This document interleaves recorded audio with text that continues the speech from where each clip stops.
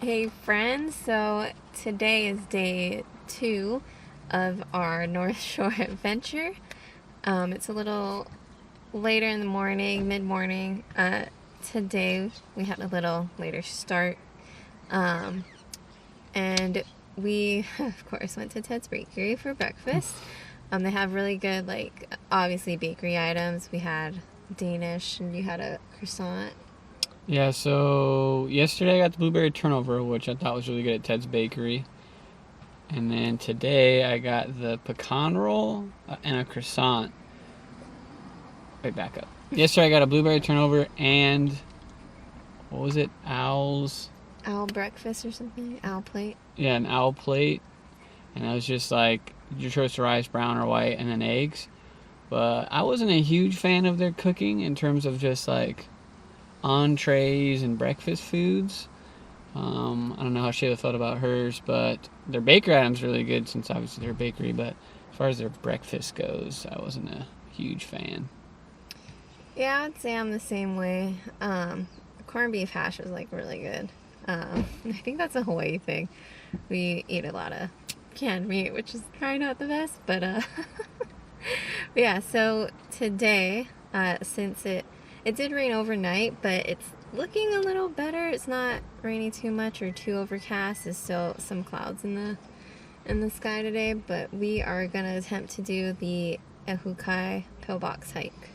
Yes, and per usual, Taylor's forgotten something. Don't know how my shoes didn't make it in the car, but they didn't. So we're gonna hike it in flip-flops for as long as humanly possible. We're hoping some of the mud is not as terrible.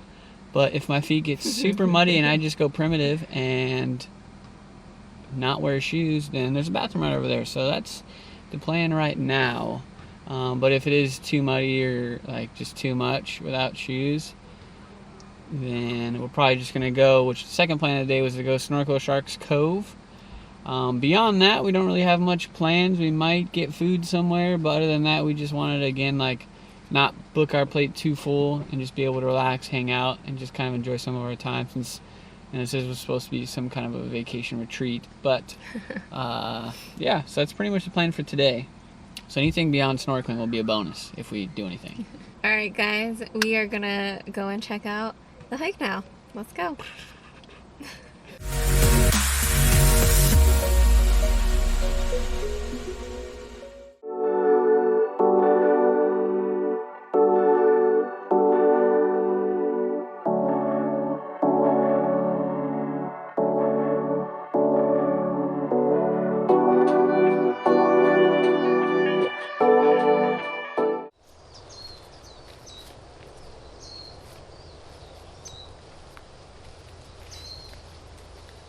The key is Right. walk slow. Don't lose the sandals. Hills might be a problem. Why did you come this? Hills might be a problem. But we're here. We're here.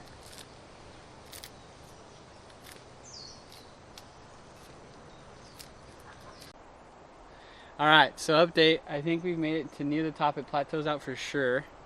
And I wanted to update you on my situation, how we did with flip-flops. As you can see, they're in my hand, so as you probably know by now, not the best.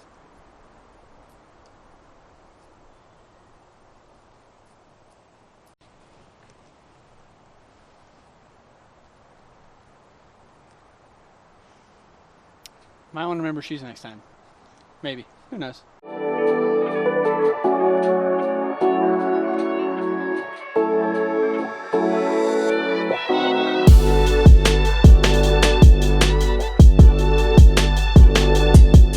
Alright everybody, we made it to the top, and so we're at the top of the lookout of Pillbox. You can actually go in the bunker inside. We'll go ahead and show you that footage right here. So as you know, other hikes in Hawaii, this used to be a little military lookout place. A bunker.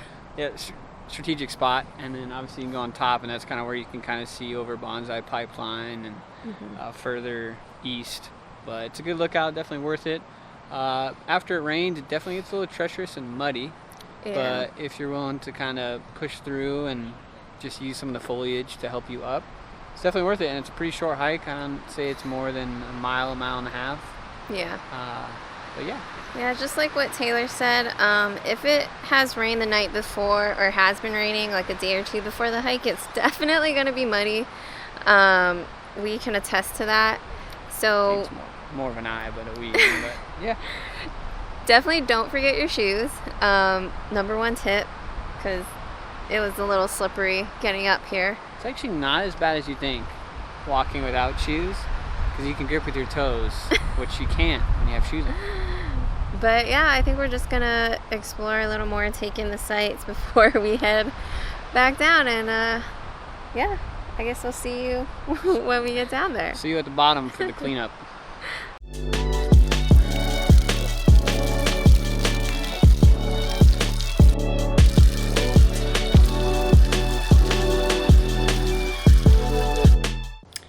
Okay, so today ended up not being the best day for filming. We dropped the ball quite a bit.